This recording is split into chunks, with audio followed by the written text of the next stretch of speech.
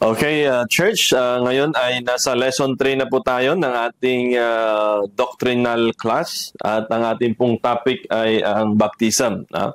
Alam ko na marami po sa atin ay may mga katanungan patungkol sa baptism, katulad na lang ng sino ang pwede i-baptize, kailan dapat i-baptize, sino dapat mag-baptize, at bakit mahalaga ang baptism. No? So, sa church, mayroon pong dalawang ordinansa na alam po natin na ibinigay sa iglesia ng ating Panginoon. Ang isa ay itong topic natin, ang water baptism, and then yung isa po ay ang Lord's Table, no? O yung banal na hapag na ating pong ginagawa. No? At sa iglesia, lagi natin nire-remind ang ating pong makapatiran na kung kayo ay tumanggap na sa Panginoon, na inyong tagapagligtas, kayo na bautismuhan, pwede kayo magiging parte ng pagtanggap ng Lord's Table. Okay? Or yun pong ginagawa natin na banal na hapag. So, ano po ba ang bautismo? Sinong dapat bautismuhan? Kailan dapat magpabautismo? Ang isang taong tumanggap na sa Panginoon na kanyang Diyos at tagapagligtas. Tandaan po natin, ang bautismo po ay isang utos. Okay? So alam natin na ang utos ay wala tayong dapat choice kundi sundin or hindi sundin. Okay? Dahil ito po ay ipinag-utos. No? It is a command. No? In Matthew chapter 28 verse 19. No? Sabi dito, "Go ye therefore and teach all nations, baptizing them in the name of the Father and of the Son and of the Holy Ghost." No? Kaya sa pagbabautismo, kung makikita niyo ho ay, at naririnig niyo, binabanggit po natin na ang taong binabautismuhan natin ay sa pangalan ng Diyos Ama, Diyos Anak, at Banal na Espiritu. So mahalaga po kasi yan ang utos sa atin. Okay? So ang bawat sumampalataya, tumanggap kay Jesus Christ, ay kailangan mabautismuhan. Okay? So going back to this, is a command. Hindi po yung pakiusap. Right? So kung talagang ikaw ay totoong tumanggap sa Panginoon na yung Diyos na pagligtas, sundin mo yung utos. Okay? Dahil paano natin masusunod yung iba pang mga utos ng ating Panginoon kung mismo yung bautismo ay hindi natin masunod. Dahil para sa isang mananampalataya o sumampalataya sa Panginoon, ang unang dapat gawin ay magpabautismo. Okay? Tingnan po natin, no, ang example ng ating Panginoon. So hindi lamang inutos pero ginawa ito ng ating Panginoong Jesus mismo.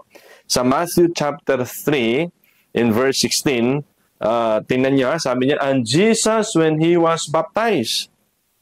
So, ang ating Panginoon mismo, binautismuhan, "He went up straightway out of the water, and lo, the heavens were opened unto Him, and He saw the Spirit of God descending like a dove, and alighting upon Him." So, mga kapatid, no, hindi lamang iniutos, inihalimbawa ng Panginoon sa atin. Okay? So, ganun kahalaga, ganun kaimportante yung bautismo na mismo ang ating Panginoong Jesus ay ginawa niya.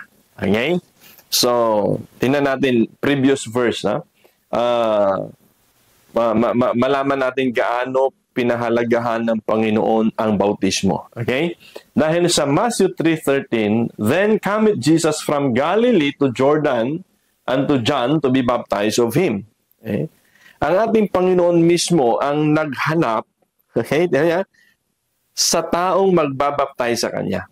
Okay? So there is this one importance, no, sa ating Panginoon. Well, in fact, no, ang distance ng Galilee to Jordan River noong inilakad po yan ng ating Panginoon is 240 kilometer. For what? To be baptized. Okay? So kaya sa mga mananampalataya, minsan nag-iisip, saka na ako magbabaptize, saka na ako magpapabautismo kasi kailangan ko magbago muna, kailangan ko munang aralin, kailangan ko man dumaan sa 25 lessons, kailangan next year na lang kasi next year pa pupunta sa dagat, next year pa mag-outing. Church, there is an urgency in baptism. Okay? So, mahalaga ang bautismo kasi, can you imagine 240? Kung ang average na lakad ng isang normal na tao sa araw ay 30 kilometers per day, ilang araw ito? Almost 8 days. Okay? Almost 8 days ang iginugol ng ating Panginoon so that He will be baptized. Okay? So, sana wag nating sabihin na wala pa namang outing. Gusto mo talaga sa dagat, gusto mo talaga sa swimming pool, at only kahit saan na mayroong tubig, na pwede ka nang ibautismo, magpapabautismo. So, ganito ho kahalaga ang bautismo. Utos, ginawa ng Panginoon, and thirdly, ano ho ba ang paraan ng bautismo? Alamin ho natin, buhat sa salita ng Panginoon, the manner of baptism is immersion. Mayroon po kasi nagpa-practice ng sprinkling. Kukuha ng tubig, sprinkling. Meron namang pouring, no? Bubuhusan ka lang. Alam ko, nakikita niyo yan sa mga bata na binubuhusan lang sa ulo. Is that baptism? Well, tingnan natin ang manner ng baptism ni Jesus Christ. Matthew 3:16. And Jesus, when he was baptized, went up straightway out of the water. Una, binanggit sa Biblia, nagpabautismo siya sa Jordan River. Ngayon, kung pwede lang naman pala ang pouring, edi sana doon na lang sa binuhusan sa may Galilee. Kung pwede lang naman sana sprinkling along the way, bakit kailangan pa maglakad ng 8 days almost? Dahil mahalaga yung bautismo. Mahalaga yung immersion. Kasi mayroong ibig sabihin yan. So, hindi sabihin na walang tubig, basta ka na lang magpabuhos, basta ka na lang magpawisik. Church, it's immersion. Kaya sabi niya, siya ay lumabas o umahon, rather, buhat sa tubig. Di ba? Hindi ka naman makakaahon sa isang baso, di ba? Hindi ka naman makakaahon sa wisik. So, mahalaga yung immersion. Kasi merong hong ibig sabihin yan. So anyway, so that is the manner of baptism. Hindi wisik, hindi buhos, dapat ay lublob. So, Acts 8:36, merong story dyan. Tingnan niya, yung story ni Philip, tsaka ng eunuch. And as they went on their way, they came unto a certain water, and the eunuch, yung eunuch, yung katiwala po yan, mataas yung posisyon niyan, saying, here is water. What that it hinder me to be baptized? So, nung nakita ng eunuch ko na mayroong tubig, sabi niya kay Philip, Philip, may tubig na. Ano pang pwedeng maghadlang para ako'y mabautismuhan? And Philip said, if thou believest, tinan niya, kung ikay naniniwala, kung ikay sumasampalataya with all your heart, thou mayest. And he answered and said, I believe that Jesus Christ is the Son of God. And he commanded the chariot to stand still, and they went down both into the water, both Philip and the eunuch, and he baptized him. Diba? So again, let me reiterate. Pumunta sila pareho doon sa tubig. Nung nakita nung eunuch, Philip, may tubig. I am excited to be baptized. Ini-reaffirm muna ni Philip, ikaw ba ay talagang sumampalataya sa anak ng Diyos? Kung sasabihin mo kasing you believe on Jesus Christ as the Son of God, mga kapatid, sa mga religious leader ng panahong iyon, ito po ay isang blasphemy. So kung titignan natin yung faith ng eunuch, ini-reaffirm ni Philip, do you believe it from your heart? And nung in-affirm nung eunuch, sabi niya, okay, you may baptize. And ano ang manner ng kanilang baptism? Immersion. Lumusong sila. They went down both into the water. Lumusong sila. Kaya hindi pwede sabihin natin, kasi walang ilog dito, walang dagat dito. 8 days walk kay Jesus. Di ba? Sila nangarwahe pa, makahanap lang ng tubig. Di ba? So, ibig sabihin, kung gusto mo talaga magpabaptize, mag-effort ka. See? Baka gusto mong sa pool, hindi mag-rent ka ng pool para mapabaptize ka. Di ba? Gusto mo sa dagat, hindi gastusan mo, pumunta ka sa dagat para magpabaptize ka. Why? Yung ibang bagay nga na walang kahalaga, walang eternal value, ginagastusan mo. How much more yung baptism mo? Maaaring gusto mo, Pastor, gusto ko kasi sa pool ako magpabaptize. So be it. Pay for it. Pastor, gusto ko sa dagat talaga ako magpabaptize. So be it. Be willing to pay for it. Pay for the price of your baptism.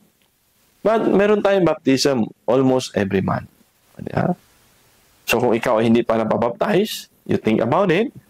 Because baptism is a manifestation that you believe. Tingnan nyo. It's a manifestation. Sabi ni Philip, do you believe in your heart? So kung sinasabi mo sa mga tao sa paligid, sinasabi mo sa publiko na ikaw ay sumasampalataya sa pangalan ng ating Panginoon. Sabi ni Philip sa eunuch, be baptized. Wala nang kang ano-anong reason. Just be baptized. Yeah? Because baptism is a command. Baptism, ginawa ni Jesus Christ. Okay? And the manner is immersion. Okay? So, tingnan natin ang baptism ni Paul. Okay? Si Paul mismo, no? After nung dinala siya, di ba? Nung siya ay nabulag, dinala siya kay Ananias. Tingnan po natin sa Acts chapter 22 in verse 12. And one, Ananias, a devout man, according to the law, having a good report of all the Jews which dwelt there, sabi niya, came unto me and stood and said unto me, Brother Saul, kasi pangalan niya noon, Saul pa, yeah? Receive thy sight, and the same hour I looked up upon him. Okay? And in verse 14, and he said, The God of our fathers hath chosen thee, that thou shouldest know his will, and see that just one, and shouldest hear the voice of his mouth, for thou shalt be his witness unto all men of what thou hast seen and heard. Then sabi niya, and now, why tarriest thou? Arise and be baptized, and wash away thy sins, calling on the name of the Lord. Okay? Si Paul, after 3 days, nung na-receive niya yung kanyang paningin, he was baptized. Di ba? Nag-antay ba siya ng 1 year? Hindi. Nag-antay ba siya na, teka lang, aalisin ko muna yung bisyo ko. In fact, pag nagpabaptize ka, you will be motivated to walk in the newness of life. Can you imagine si Paul? Ang kanyang mission is hulihin, ikulong, patayin yung mga mananampalataya. But all of the sudden, nung na-encounter niya ang Panginoon, it changed his life. O, di ba? Hindi sinabi, teka lang, alisin ko muna yung mission order.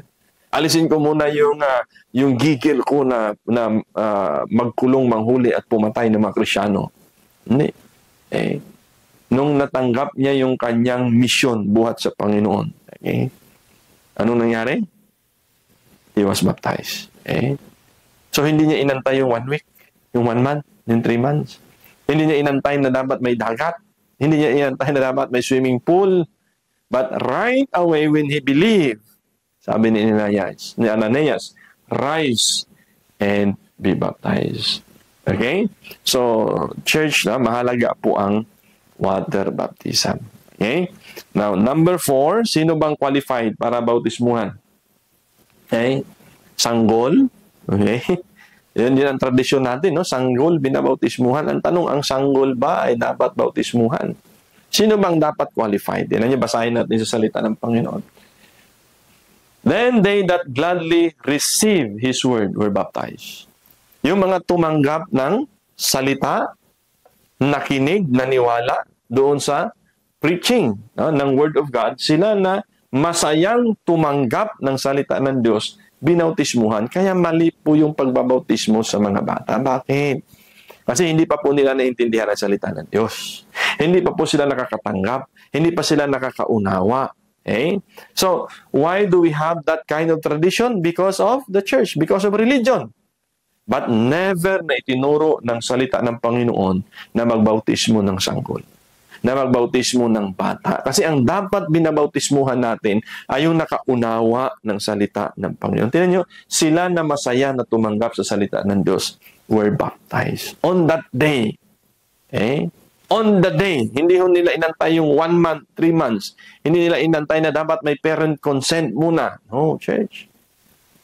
The moment that those people believe and receive the Word of God, they were baptized. Okay? And the same day, there were added unto them about 3,000 souls. O, di ba? Nung sila ay nabautismuhan, idinagdag sila doon sa bilang ng mga mananampalataya. Can you imagine? 3,000 souls that day were baptized. So, bakit sila binautismuhan? Kasi tumanggap. So, hindi tayo pwedeng magbautismo ng mga hindi nakaunawa ng kaligtasan. Kasi bago bago ang isang tao bautismuhan, dapat naintindihan niya yung mensahe ng kaligtasan. At ang taong tumanggap na at nakakasiguro ng kanyang kaligtasan ay dapat sumunod sa water baptism. Do not delay. Why? Because delayed obedience is disobedience. So perhaps marami sa atin na gusto mo na maglingkod, gusto mo nang mag-volunteer, gusto mo nang maraming ministry, pero yung bautismo hindi mo pa nagawa. Kapatid, balikan mo yung bautismo muna. Okay. Unahin mo yung magpabautismo ka muna. Because in baptism, you are obeying a direct command. Kung hindi ka pa nagpapabaptize, matagal ka ng mananampalataya, then you are disobeying a direct command. And you wonder why. Bakit hindi mo na-feel, na-experience ang blessing na nanggagaling sa Panginoon? Because of disobedience. Okay? In Acts chapter 8, in verse 34. And the eunuch said to Philip, about whom I asked, does the prophet say this about himself or about someone else? Then Peter said, open his mouth. And beginning with this scripture, he told him the good news about Jesus. Wow. Diba? So, he told him the good news about Jesus. Kanino? Doon sa eunuch. So, bago pa niya binautismuhan, naunawaan ng eunuch ko ang good news. Ano ba yung good news? Is the death, the burial, and the resurrection of the Lord Jesus Christ. In verse 36, and as they were going along the road, they came to some water, and the eunuch said, see, here is water. What prevents me of being baptized? Ano ang pumipigil sa iyo para magpabautismo? Ano ang hadlang? Sasabihin mo, kasi hindi pa ako ready. Kailan ka maging ready? Si Paul ba ay naging ready? Hindi, ini-ready siya ng Panginoon. So, the moment na ikaw ay magpapabautismo, mga kapatid, sinunod mo yung utos ng Panginoon. Okay? Mahalaga yun, no? Kasi, tinan nyo, nung narinig ni ng eunuch yung good news, at naniwala siya, sabi niya, I believe that Jesus is the Son of God. Then, Philip baptized him. Sabi ni Philip, okay, it's okay, pwede na, ibabaptize na kita. Okay? So, yun po yung prerequisite ng bautismo. Okay? So, number 5, okay, the meaning. Ano bang meaning? Bakit mahalaga yung immersion? Ano ba ang meaning nito? Hindi lang po yan basta tayo gustong ibautismuhan, no? Gusto natin mag-swimming, no? May meaning po yan. Mahalaga po yan. No? Tingnan nyo sa Romans chapter 6. Okay? Dito natin makikita yung meaning ng bautismo. Okay? Do you not know that all of us who have been baptized into Christ Jesus were baptized into His death? Okay? Sa mga nagpabautismo na, hindi lang ho yan basta ikaw nilublob doon. No? Noong araw, oras na ikaw binautismuhan sa pangalan ng Panginoon, ay binautismuhan ikaw sa kamatayan ni Kristo. We are baptized into His death. Because baptism is the picture of death, burial and resurrection. Okay? So kung ito yung tubig, kung makikita niyo, di ba? No? Nandito ka nakatayo. So that's already the picture of His death. O niya? Burial. Okay? Nung ikaw nilublob. Kaya mahalaga na inilublob. Kasi that is the picture of burial. And then after 3 days, Jesus was raised from the dead. So ganun din tayo, no? Nandito tayo sa tubig. Okay? Inilublob.